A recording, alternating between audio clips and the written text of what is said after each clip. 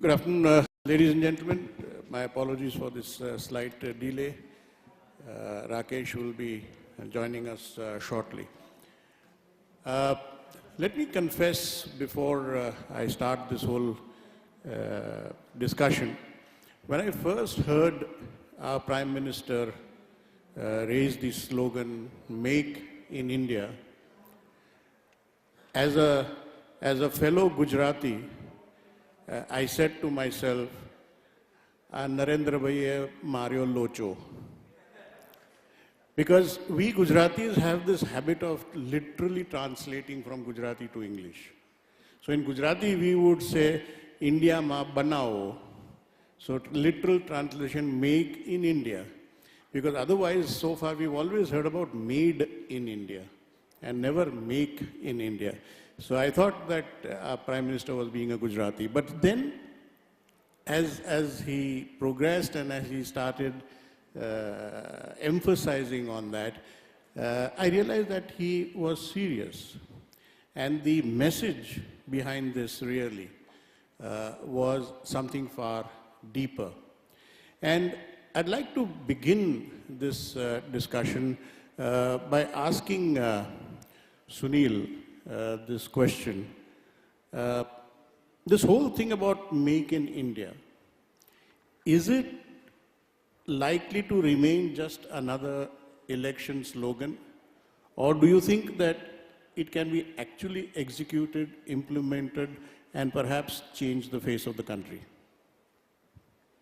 Thank you. I think it could help put us in another orbit of growth, but if you look at it rather than make in India as much as create demand for products which are made in India, which means whether that demand is within India, outside India, or whether we sell it like in our own brand or somebody else's brand, we need to look at this as a business opportunity. And for that, there's got to be an enabling environment which makes it conducive not just to make in India, but to sell in India or sell overseas.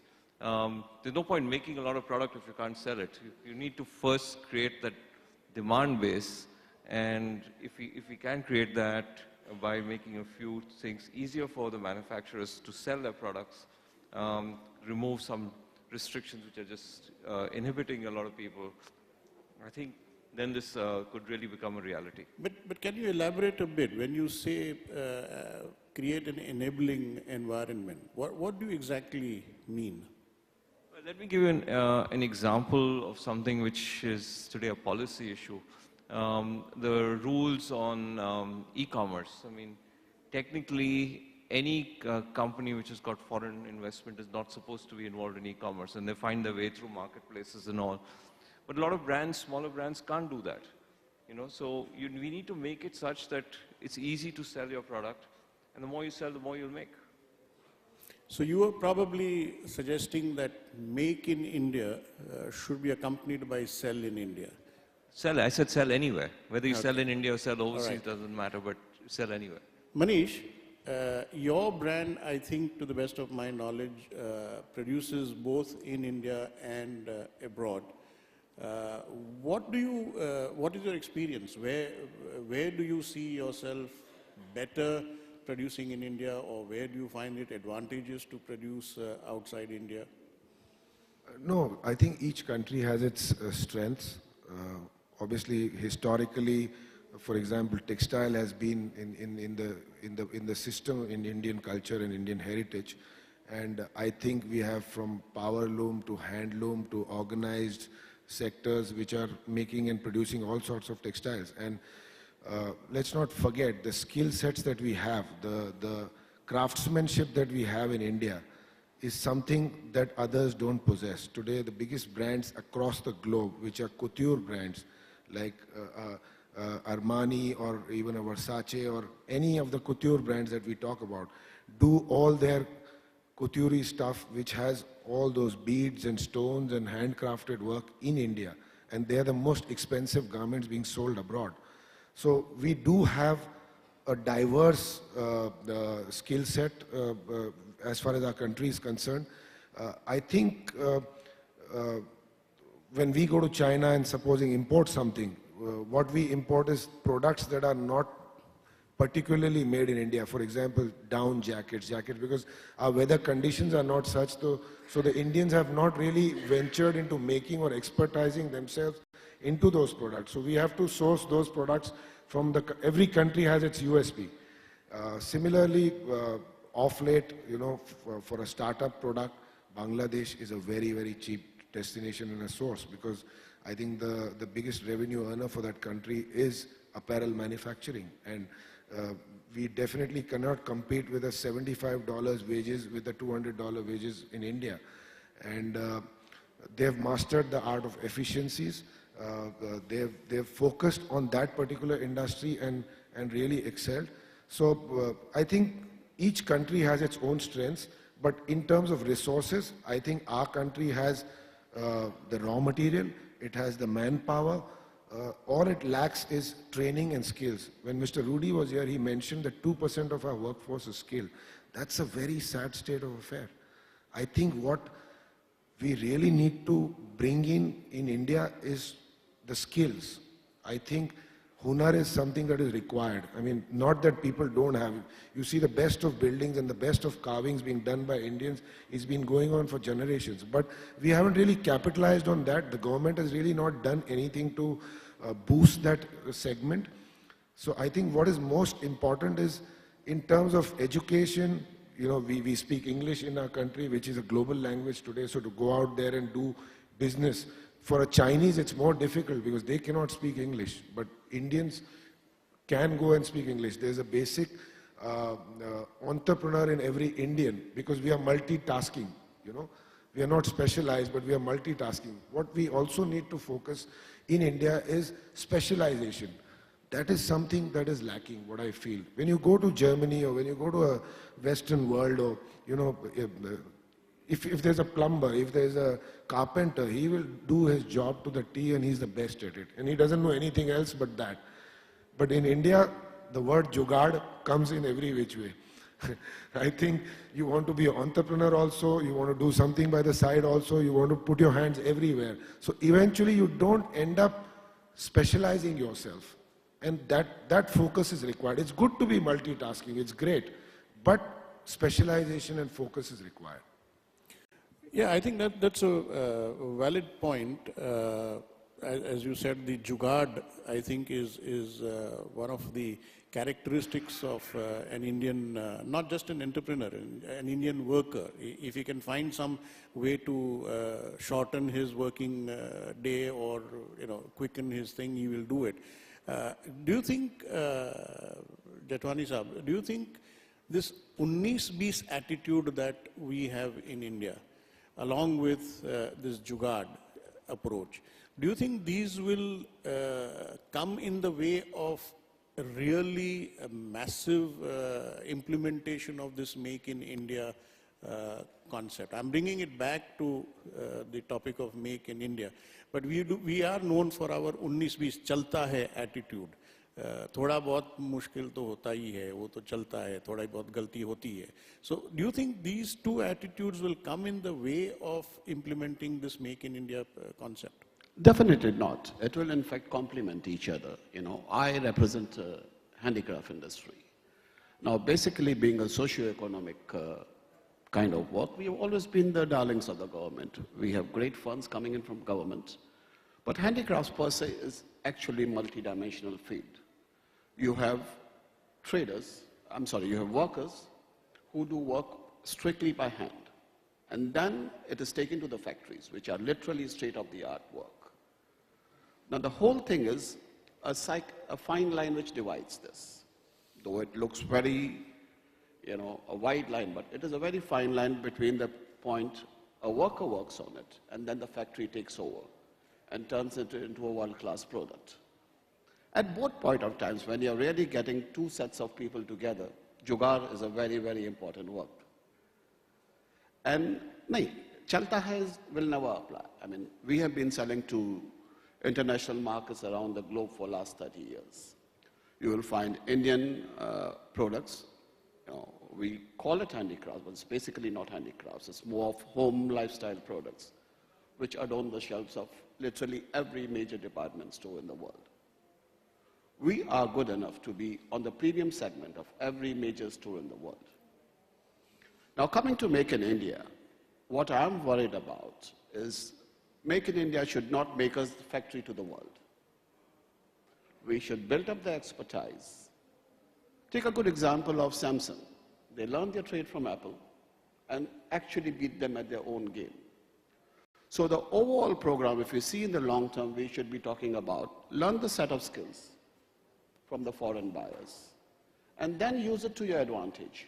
This is where the domestic market comes in. We, like Prime Minister Modi spoke about, we being the biggest demand in the world. We can create the biggest demand in the international market.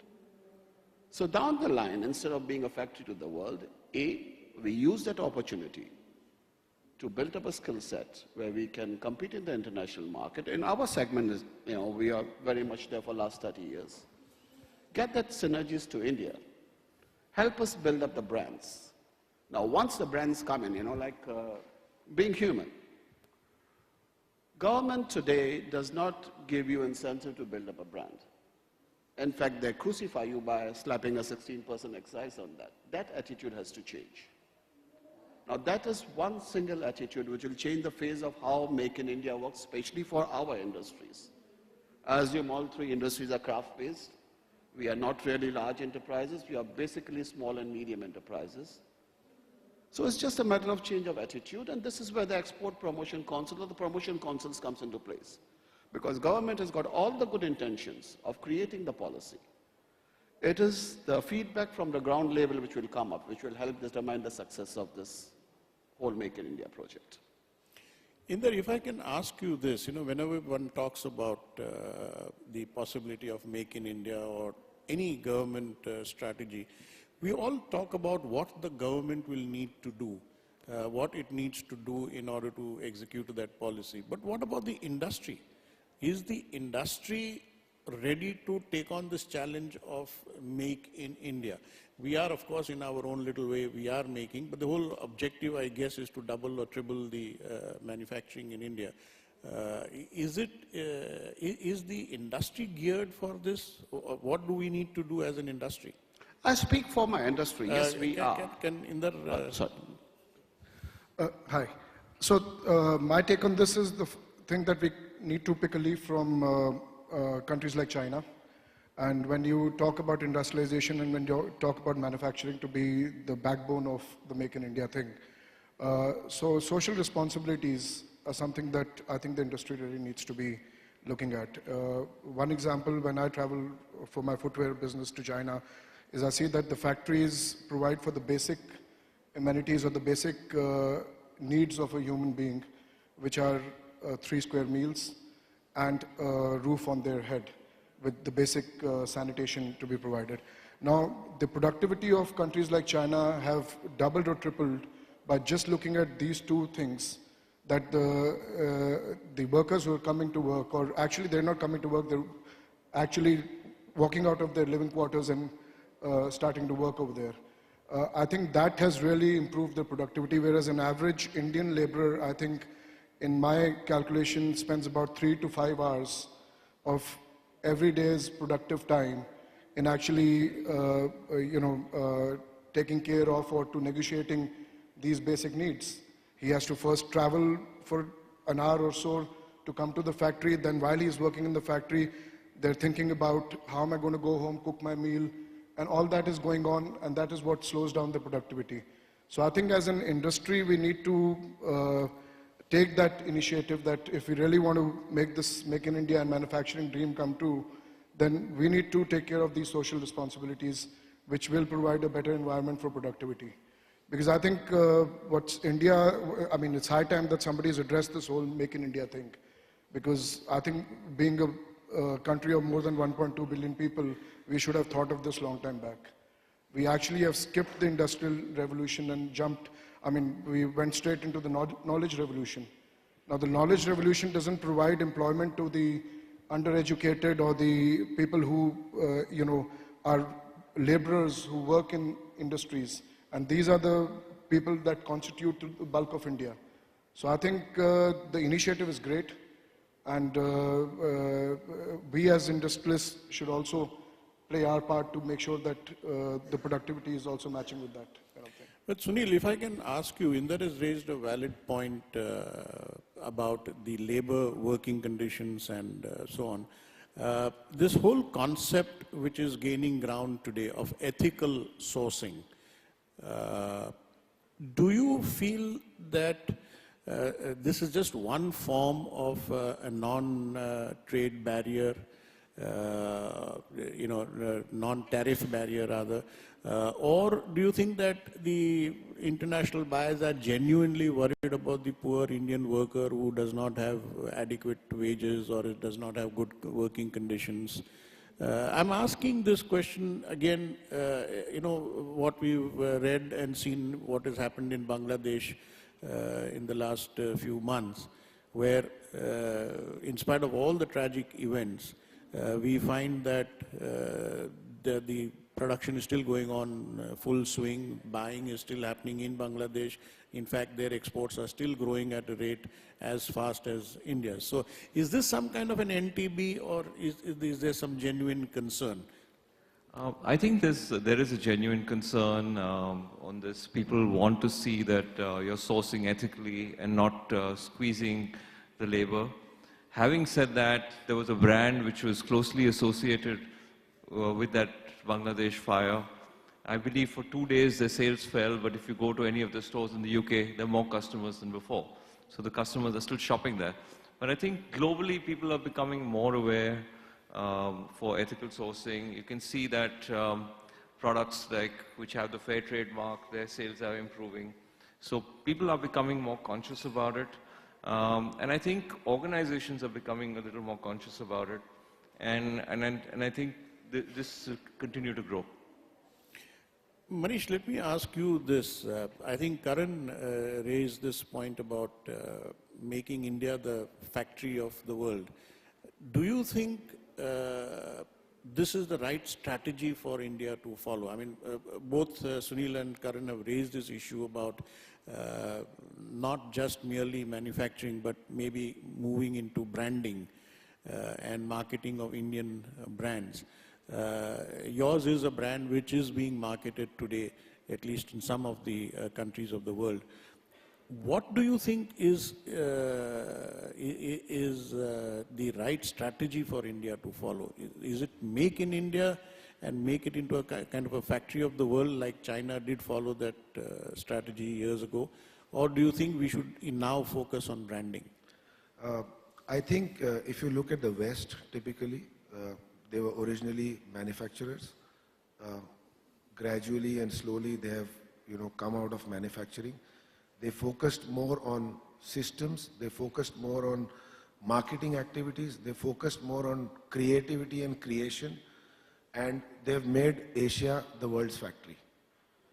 It's a sad situation. I mean, except Germany, who still makes automobile and they're into more heavy industries and they still make precise technology in terms of engineering or auto, whatever.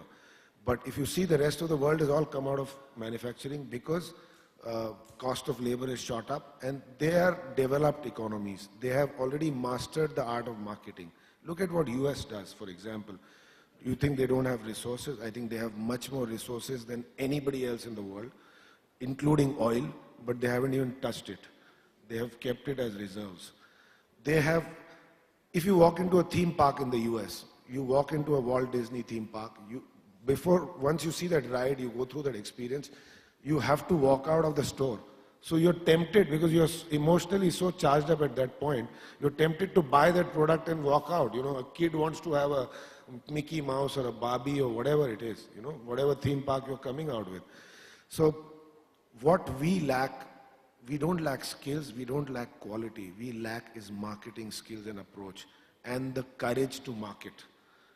When Pepsi or Coke came to India, they knew that 5 years they're going to bleed. It was just one of their markets. It was a part of their strategies. They didn't need advertising, but they still pumped in so much money into advertising. So brands are not built only with a great looking product or a great experience. It is also advertisement. It is showcasing yourself. Today, I think Indian government has not done enough to showcase India as a superpower or a super maker.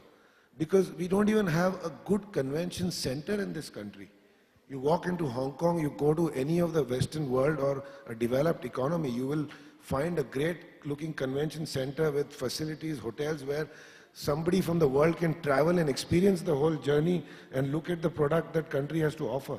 We still have the Godrej yards, we still have the Pragati Maidan which is run down, and we don't have a sophisticated place where we can project ourselves as a country and as a good. So I think these are the factors which are very important for us to, come out there.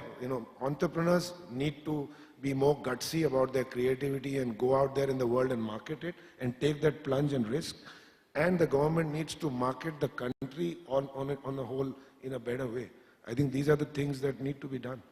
So this marketing, I guess, Manish, is critical not just to market our brands, but even if you have to market the Make in India concept, even then, I think the country will have to market itself. What you are, I think, saying is that the moment a consumer sees a made in Japan, there is a certain connotation, there is a certain mindset that this must be a good quality product. But when you see a made in Bangladesh, you say this must be a cheap product. Similarly, made in India does not really give that kind of a positivity to the consumer. So you believe that that is also going to be very critical if the strategy of Make in India... I think it's very, very important. I think we have to have certain products which we take pride in. Look at Switzerland. They are a very small country. They're probably the size of maybe one part of Maharashtra or whatever, but they make the best watches in the world. They make the best chocolates in the world.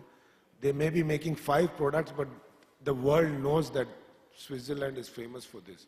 I don't think so. India has caught on to any 2 or 3 or 4 strengths that it has and has marketed it enough. Maybe Indian chai, Indian tea, but now Sri Lanka is also one good tea maker. Alfonso mangoes. But these are natural resources. These are not something that is man-made. It's naturally inherited. So I think we haven't caught on to a certain categories or certain things that we are good at and marketed it. Nano tried to do it to some extent, but maybe it didn't work or whatever, because safety standards are also to be considered when you make a vehicle or a car according to European standards. But yeah, I mean, Brand India also carries the legacy of India in many which ways and the historic strength that the country has, which have to be highlighted somewhere. Maybe Rajasthan in terms of tourism, people market Rajasthan and people, Goa, for example. So these are the things that, and maybe Gandhi, I think, is the biggest brand of India, which people still know. Yeah. So just giving you some weird examples, but we need to have certain things that we should be proud of and say we are the best in the world when we do this. Absolutely. Unfortunately, so far, I think we've got stuck in marketing of Mahatma Gandhi, elephants and snake charmers. I think that's exactly our problem. Exactly. We need to move ahead of that. Exactly. But Jethwani Sahab, you are probably in a fortunate situation where you are manufacturing or marketing something which is uniquely Indian. So you don't really have to compete with many others in that. But yet, the industry has not really achieved a certain scale of mass production, even in the Indian market. Where do you see this Make in India campaign leading your industry? Do you think that there is scope for you to expand your industry in a massive way, or what do you feel? Jethwani Sahab? I beg to differ there. Actually, Indian handicrafts are not typically ethnic products which are made out to be. A typical exporter has got expertise enough to develop a collection for Zara in Europe, Neiman Marcus in America, and a Latin American company at the same time. So we are literally global. But the problem here is, again, then we are OEM manufacturers which make to a specification of the other countries or other buyers. The real victory will come when we sell the stuff as made in India. And that is left to be desired. it's very expensive to build up a brand overseas. So my take is, if a government is liberal enough or gives us the opportunity to make a brand in India, then this brand can go overseas. Made in India in our domain is a very, very strong brand, the world over. There's absolutely no question about it. Now, made in India with the Indian heart and soul, that is lacking, because we make in India to an American specification, the European specification. We are not actually exporting our culture. Like you take an example of a Venetian glass vase. It has got distinctive feel of that country. We got to make it as an important part and make sure that Indian product has got an Indian culture behind it. And ethnic culture has been a very, very strong culture the world over. Being in the garment industry, you know that. That's the only trend which I see which carries on for 8-12 months instead of any other trend which is like 2-3 months. So that is the things we can capitalize on. Talking about upscaling, there's a very fine line which is dividing what is made by hand and what is made by machine. Fortunately, the technology is changing quite a lot. Government has to recognize it. Promotion councils will play a very important role in telling the government how this is to be done. I'll give you a very good example. We had a development commissioner for handicrafts, a meeting about a month back, about, they have this private public partnerships where they, give you a lot of money and funding to start the machines and start the processes. I came up with the thing that one of the raw materials is one thing which we have to really look at. Why not have a computerized CNC machines, make a raw material, and then have these craftsmen work on it? A great idea. So there was a time the government was not receptive to this. In fact, they didn't know that such things could be done. That's where the promotion councils come into picture. And once this part is done, the synergy comes from ground level. I'm sure we are on the right boat. A lot can be done. I'll come back to this culture point that you had made a little later. But Rakesh, welcome to the panel discussion. I don't think Rakesh needs to be introduced. But tell me, when the Bangladesh, or imports from Bangladesh opened up a couple of years ago, there was a great fear that the Indian apparel industry in particular would be very badly hit, and our smaller manufacturers would be destroyed. But that didn't happen. There were various factors which led to that onslaught not really being faced. But I still find some major Indian brands and retailers buying from Bangladesh. What is stopping them from making in India? I know your group particularly, I think at least apparel, you are focusing in India. But what is stopping these retailers from making in India? For us as a group, I think close to about 98% of whatever we sell in our stores is actually produced in India. And our commitment has always been, buy local. Because if you are going to be selling in India, you have to be local. That's the only way the best value really gets delivered. And when it comes to Bangladesh, yes, there was this fear saying that Bangladesh will become a large-scale exporter to India because it had a duty-free concessions and everything in place. But what one has to recognize the fact that, even Indian brands realize the fact that the volumes that we sell are limited. Bangladesh does not have any of its own raw material. Everything gets imported. And it's really been designed for only very large-scale manufacturing, which quite a lot of the international brands like it because they're able to get it at a really cheap price and they go back and sell them at cheap prices. So I think what is happening today is the fact that, yes, there are a lot of brands, which are overseas brands, which are continuing to sell in India. They continue to import from Bangladesh, China, Vietnam, or wherever that they are doing from. It's more to do with the policy. There's not enough incentive for them to produce within the country. One, because the size of their business within India has not become large enough till now. Two, it's not easy to get things manufactured here. It's a difficult task. There's not enough ease of manufacturing. We've had very little investment over the last 10, 12 years comparatively in the manufacturing space. So that's become a concern. And plus, so they are all here to, of course, ensure the fact that all of us who are sitting here who are in the consuming class would love to buy international brands. But I think the government policies have to really work hard. You know, if we are serious about Make in India, we need to ensure the fact that all the brands which want to come to India want to be able to exploit the consumer base that is there today, which is expected to go sixfold, as it was said yesterday out here, that it's going to become a 6 times the size, which means it's a huge size that we're going to create. I think it's very important the fact that more and more international brands are compelled to commit a lot more India-based sourcing. Now, of course, there's a lot more things that we need to do to ensure that that happens.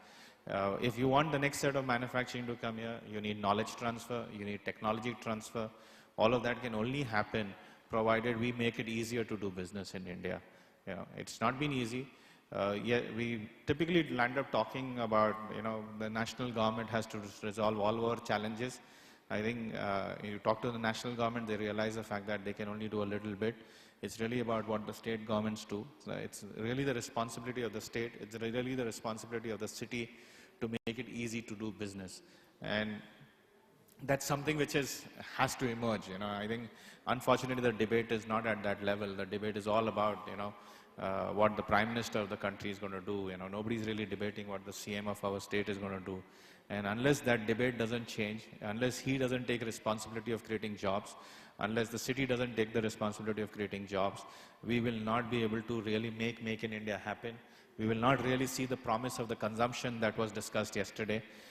Yes, it is sixfold. I'm saying, you know, if you make it easier, why sixfold? Sixfold is less. You know, frankly, it can even be tenfold. But if you don't make it easier, we won't reach sixfold, but we'll definitely still become threefold. So the country is still going to grow, irrespective of the East coming through or no. But the difference is going to be, will we match potential that we have or we don't? You know, that is really the big question. You know, Sunil, if I can ask you this question, Rakesh has raised some valid points about what the government needs to do, what the city needs to do, what the town needs to do, states, etc. And I had asked this question before as to what does the industry need to do. But let us assume that this threefold, fourfold, fivefold increase comes in and everybody is rushing to India to make. Are we ready as an industry to face the scale of manufacturing that is required? Are we ready to develop and ensure the quality that is required? Are we ready to have the kind of skills that are required? Are we ready, or do we still have a long way to go, and therefore we should not really push this Make in India strategy too fast or too rapidly?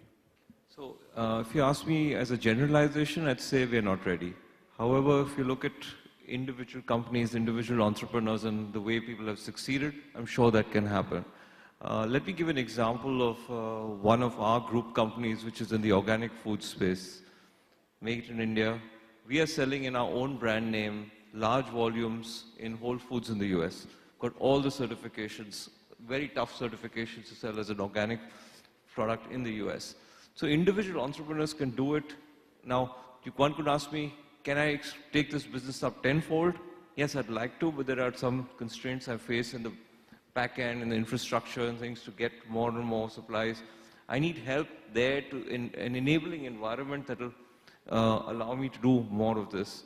So I think individual entrepreneurs can definitely take us in the manufacturing, the exports, branding, everything to another scale. It's been done in other industries. Take the technology industry where they've grown. We can do it, but we need an enabling environment. And just since a lot of people here are from the fashion and apparel trade, I mean, one other example is we don't have protection on IPR for designs. I mean, even if you get all the patents and all that, can you really enforce it?